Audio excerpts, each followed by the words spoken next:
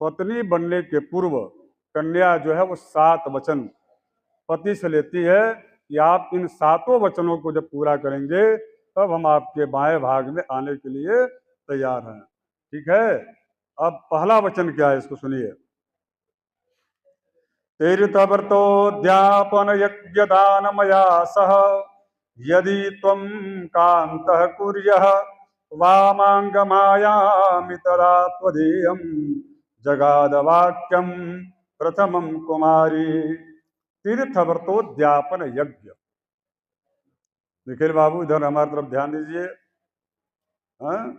तीर्थ व्रत उद्यापन, कहीं पर भी आपको तीर्थ यात्रा करने जाना है, कोई भी व्रत करना है, किसी को यदि आप जो है कुछ दान दे रहे हैं, तो वहां पर जब भी आप यह निर्णय लें करने के लिए, उसमें हमारी सहमति भी आप जरूर लें अथवा हमारे साथ जाएं। देखिए हमारे यहाँ शास्त्र में कहा गया है, बिना पत्नीम कथम धर्म। बिना पत्नी का कोई जो है धर्म नहीं किया जा सकता, और यदि वह कोई कर रहा है तो उसका कोई फल नहीं प्राप्त होता है। और यदि आप यह स्वीकार करते हैं तब जा करके आपके जो है बाईं ओर आने के लिए यह तैयार है। इसको हिंदी में बड़ा अच्छा इसका एक जो है कि करो तीर्थ यात्रा मेरे संग रह कर, करो यज्ञ व्रत दान साथी समझ कर, अगर बात मानो प्रथम ये हमारी, तो अर्धांगिनी मैं बनूंगी तुम्हारी। यह इसका प्रथम जो है कन्या का वचन है। दूसरा वचन क्या है? ये प्रथम वचन तो आप स्वीकार आप करते हैं, लिख लीजिए। स्वीकार आपको है। प्रेम से वृंदावन बिहारी लाल की। सभी लोग बोलिए। दूसरा वचन है, हव्य कव्य प्रदान ईरान पृथ्रिश्च कव्य प्रदान यदि प्रपूजये था वामांग मायामि तदा त्वदीयं जगाद कन्या वचनम द्वितीयम्। हव्य प्रदान, इसका हिंदी में बड़ा अच्छा अनुवाद है, करो देवयर्चन सुरगण मनावो, करो श्राद्ध पितरों की श्रद्धा बढ़ावो, अगर बात मानो द्वितीयम हमारी, तो अर्धांगिनी मैं बनूंगी तुम्हारी। हव्य हो अथवा कव्य। हव्य का मतलब होता है जो हवन होता है उसको हव्य कहा जाता है। कव्य का मतलब होता है जो श्राद्धादि जो कर्म होते हैं उन कर्मों को कहा जाता है। निखिल बाबू आपसे कह रही हैं स्नेहा कि यदि आप जो है पितृकर्म कर रहे हो अथवा देव कर्म, इन दोनों कर्मों में आप जो है किसी भी प्रकार की पूजा अर्चना हो उसमें हमारी सहमति आप बिना लिए मत कीजिएगा। ठीक है। यह दूसरा वचन आपको स्वीकार है। प्रेम से वृंदावन बिहारी लाल की, बोले सियावर रामचंद्र की। अब तीसरा वचन आइए। कुटुंब रक्षा भरणम यदि त्वं कुर्याः पशूनां परिपालनं च वामांगमायामि तदा त्वदीयं जगाद वचनम तृतीयम्। इसका हिंदी अनुवाद है कि निज परिवार रक्षा विवर्धन करो तुम परिश्रम धनार्जन करो तुम, अगर बात मानो तृतीय हमारी, तो अर्धांगिनी मैं बनूंगी तुम्हारी। तो यह तीसरा वचन है निखिल बाबू कि निज परिवार। देखिए विवाह होगा, जिसके बाद से संतान की वृद्धि होती है, परिवार बढ़ता है, और उसके बाद से जो है वह व्यक्ति अपने अपने कार्यों में इतना व्यस्त हो जाता है कि उसको कुटुंब की जो है चिंता ही नहीं रहती है। अब यहाँ आया कि कुटुंब क्या है, कुटुंब का मतलब क्या होता है?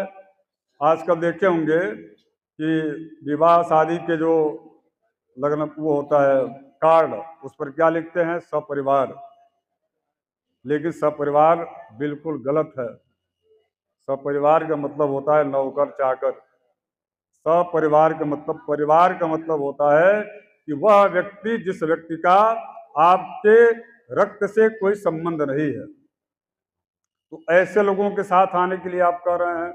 तो आजकल प्रचलन में सपरिवार शब्द आ गया है, किंतु उत्तम शब्द क्या है? कुटुंब। कुटुंब का मतलब होता है कि हमसे जिसका रक्त संबंध है, हमारी बहन है, भाई है, चाचा है, पिताजी के और भी अन्य जो सगे संबंधी हैं उनका, इसलिए यहाँ पर कुटुंब शब्द आया। तो आपसे ये स्नेहा कह रही है कि आप केवल मात्र जो है मेरा नहीं बल्कि हमारे कुटुंबी जनों का भी रक्षा आपको करना पड़ेगा, करना चाहिए। यदि आप यह करने के लिए तैयार हैं तब मैं आपके जो है बाएं भाग में आने को तैयार हूं। यह तीसरा वचन आपको मंजूर है? निखिल जी, प्रेम से बोलिए सियावर रामचंद्र की। अब चौथा वचन आ जाइए। आयम व्ययम धान्यम धनादिकानां दृष्ट्वा निवेशं प्रगृह्य निदध्या वामांगमायामि तदा त्वदीयं जगाद कन्या वचनम चतुर्थम। कन्या के जो है 4 वचन, चौथा है आय और व्यय। निखिल जी, क्या होता है कि जब भी व्यक्ति आय और व्यय करता है तो उसमें पत्नी को भी इसकी जानकारी देनी चाहिए। पत्नी को भी इसकी जानकारी देना चाहिए। कई लोग क्या होता है कि बहुत ज़्यादा खर्च कर देते हैं, पत्नी को पता नहीं रहता और घर का जो है आर्थिक स्थिति डगमगा जाता है, हाँ? तो इसलिए आप जो है इस बात का ध्यान रखिएगा कि जब भी आप कहीं पैसा निवेश कर रहे हो अथवा धन और जो है धन्याधिक जो है बढ़ाने के लिए कहीं खरीद रहे हो, क्रय विक्रय कर रहे हो, या आपके पास जितना आय और व्यय हो रहा हो उसमें भी हमारी सहमति होना चाहिए। यह चौथा वचन है। उसी का बड़ा अच्छा हिंदू रूपांतरण है कि धन धान्य अर्जन विवर्धन करो तुम, गृहस्थी संभालो समार्जन करो तुम, अगर बात मानो चौथी हमारी तो अर्धांगिनी मैं बनूंगी तुम्हारी। इस प्रकार से आप जो है इस चौथे वचन को स्वीकार करते हैं तो प्रेम से बोले सियावर रामचंद्र की। 5वां वचन है देवालया राम तडाग कूप वापी विदध्या यदि पूजये था वामांगमायामि तदा त्वदीयं जगाद कन्या वचनम च पंचमम। देवालय बनावो या बनावो कूप श्रद्धा सहित तुम पुण्य कमावो, अगर बात मानो ये 5वीं हमारी अर्धांगिनी मैं बनूंगी तुम्हारी। निखिल बाबू, 5वां वचन है यदि आप कहीं मंदिर बना रहे हैं, कहीं दान कर रहे हैं, कोई श्रद्धा मनत होकर के कहीं धर्मशाला का निर्माण कर रहे हैं तो आप इस सब पुण्य का खूब काम कीजिए, किंतु उसके पहले घर परिवार का, हमारा सबका जो है आपको ध्यान भी रखना है। इसके साथ साथ में हमारी सहमति भी अनिवार्य है, इसे आपको करना चाहिए। ये इसका जो है 5वां वचन है। स्वीकार है आपको? अब आइए 6वां वचन में आइए। देशांतरे वा स्वपुरांतरे वा यदा विदध्या क्रय विक्रयंच वामांगमायामि तदा त्वदीयं जगाद कन्या वचनम च षष्ठम। घर में रहूं या सभा में रहूं मैं, स्त्रियों का रखो मान स्वधर्मी बनो तुम, अगर बात मानो 6वीं हमारी तो अर्धांगिनी मैं बनूंगी तुम्हारी। कह रही है यह बच्ची आपसे देशांतर हो या स्वपुरांतर हो, यानी कि अपने घर में हो या घर के बाहर हो, कहीं पर भी किसी भी प्रकार का यदि आप कोई क्रय विक्रय कर रहे हो तो वहाँ पर हमारी सहमति आप जो है अवश्य लें। यह इसकी छठवीं जो है छठवां वचन है। क्या यह स्वीकार आपको है निखिल बाबू, बताइए। बोले सियावर रामचंद्र की जय। अब इसके बाद ये जो है सातवां वचन बड़ा महत्वपूर्ण है, सुनिएगा और आप सभी लोग भी सुनिए। जिसका विवाह हो गया वो भी सुने, जिसका विवाह नहीं हुआ वो भी सुने, जिसका विवाह होने वाला है वो भी सुने, और जिसका विवाह कई वर्षों पहले हो चुका वो भी सुने। सुनिए, बात बाद में कीजिएगा, सुन लीजिए। प्रेम से वृंदावन बिहारी लाल की। न सेवनिया पर की जाया त्वया भवे भावनिका मिनिश्च वामांगमायामि तदा त्वदीयं जगाद कन्यां वचनं च सप्तमम्। पर नारियों से नायकिया लड़ाना। बहुत ध्यान सुनिएगा, आजकल बड़ा चल रहा है।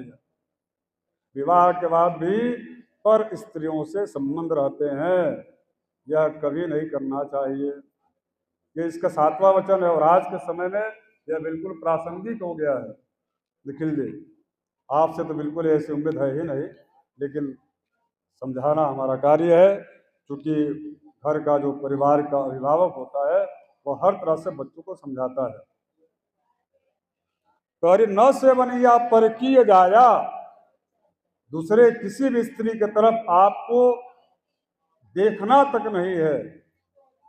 पर नारियों से नायकिया मिलाना, मेरे भाव से ही सदा सुख पाना। त्वया भवे भावनिका मनिश्च, आप हमारे ही भाव से जो है संतुष्ट रहिएगा। यदि यह स्वीकार है सातवां वचन, यह बहुत ही महत्वपूर्ण है, तो मैं आपके बाएं भाग में आने के लिए तैयार हूँ। ठीक है निखिल जी, तैयार हैं? प्रेम सूर्य वृंदावन बिहारी लाल की।